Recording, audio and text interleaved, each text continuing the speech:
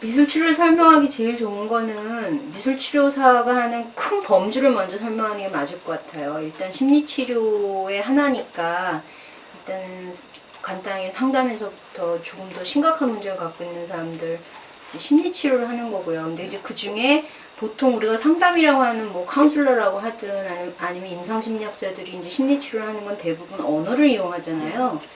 뭐 검사 같은 것도 할 테고. 근데 이제 저희는 검사는 그 사람을 파악하는 거에 도움이 되는 것 뿐이고, 이제 막상 치료를 들어갈 때는 검사가 다는 아니거든요. 그러니까 검사는 그냥 그 중에 일부로 들어가는 거고, 진단을 위해서 일부러 들어가는 거고, 대부분 이제 치료를 하는데, 이제 저희는 언어 플러스 한 가지를 더 도구로 쓰는 거고, 그 중에 미술이라는 거를 쓰는 거예요. 그러니까 만약 무언가를 자기가 다시 한번 돌아보기를 바란다든지, 표현을 하기를 바란다든지, 아니면 체험을, 작업을 할 때는 이제 직접 체험을 하게 되는 게 있기 때문에, 체험을 하면서 그 안에서 뭘 느끼는 게 생긴다든지 하게끔 미술을 잘 활용을 하는 거예요. 그래서 그걸 심리치료에 이제 도움이 되게 쓰는 거.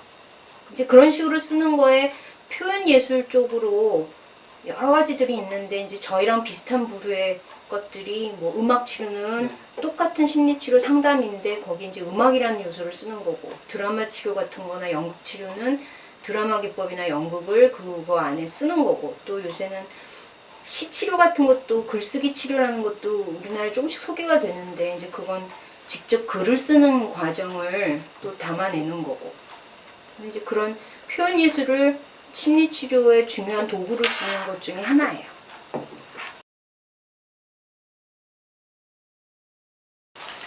미술치료사만의 매력보다 일단 여전히 또 보편적인 걸 먼저 얘기해야 될 건데, 사실은 스트레스도 많고 딜레마도 많고 그러면서도 보람된 건 어쨌든 심리치료사라는 사람들은 누군가의 인생에 깊이 개입을 하게 되어 있잖아요. 그 사람이 좀 더 자기다워지거나 아니면 인생에서 이제 뭔가 문제가 있는 것들을 이렇게 좀 치워내서 더 자기에게 맞게 더 문제 없이 살아갈 수 있게끔 도와주느냐고, 사실은 누구 한 사람의 개인사에 되게 깊이 개입하는 편이에요.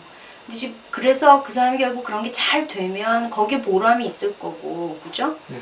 근데 이제 미술치료사는 거기에 플러스 아까 말한 것처럼 이제 미술을 이용을 하게 되니까, 그러면서 또 플러스 그 사람이 미술을 하는 거에서도 조금 뭐랄까 새롭게 발견하면서 재능을 찾아가는 것도 있어요. 그러니까 우리나라 미술교육이 꼭 자기 자신하고 이렇게 관련되게 뭘 찾아가게 돕는 미술교육은 아닌데, 그냥 기술만 익히는 건데, 사실 미술 치료를 하면서 미술을 하다 보면 미술의 좀 다른 맛을 알게 되는 것도 있어서, 거기다 플러스 심리치료사로서의 그 특성 플러스 이제 우리는 또 거기에 이제 미술을 또 새롭게 만나게 해주는 것까지를 갖고 있으니까.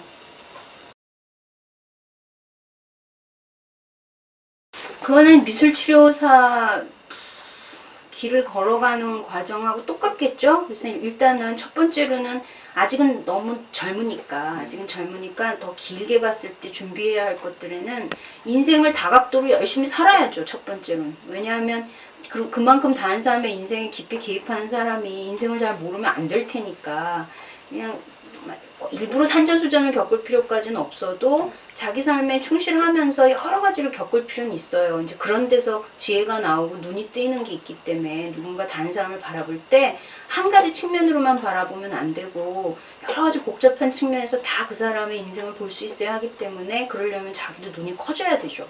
그러니까 인생을 다양하게 깊이 열심히 사는 게 일단 기본일 것 같고, 그 다음에는 이제 조금 더 나이가 들어서 조금 더 이쪽 분야로 발을 집어넣으려면, 일단 첫 번째는 아까 말한 것처럼 미술이 쓰이기 때문에 자기가 미술이 어떤 역할을 할 수 있는지를 깊이 있게 알지 못하면 그걸 활용을 못 하겠죠. 그러니까 이제 미술에 대해서 터득을 하고 있는 게 있어야 되고요. 그 다음에는 사람 심리나 정신에 관해서도 이해를 하는 게 있어야 되니까, 그 다음에 심리에 대해서도 좀 터득을 하고 있어야 되고요. 그래서 이제 그쪽 공부를 아예 해야죠. 미술 공부도 하고 심리 공부도 하고.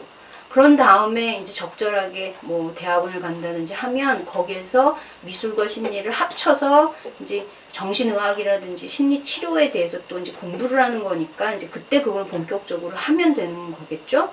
그래서 일단은 인생을 다양하게 열심히 살고 여러 가지를 다 경험해보고, 그러면서 미술에 대해서도 깊이 있게 경험해보고 사람 심리에 대해서도 깊이 있게 이해를 하는 거가 일단 가장 중요할 것 같아요. 청소년들에게.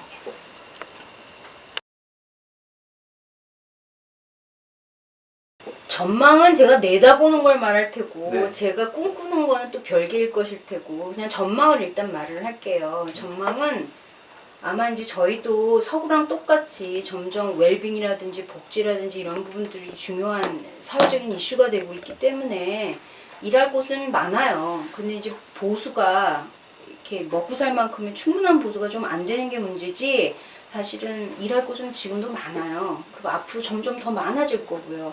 그래서 일거리를 찾기는 어렵진 않을 거라고 생각을 해요. 그런데 이제 그러는 와중에 이제 정말 그 질 좋은 심리치료 혹은 질 좋은 미술치료라는 것은 얼마나 보장될 수 있겠는가는 또 이제 별개 문제일 테고 제가 꿈꾸는 거는 이제 일자리는 많아질 거고 할 일은 많을 거지만 그거를 정말로 깊이 있게 연구하고 그래서 그 질을 보장할 수 있을 만큼 자기가 공부하고 경험하면서 분야를 만들어 갈 수 있겠는가 그건 이제 미지수인데 제가 꿈꾸는 건 그게 돼야 한다는 거죠.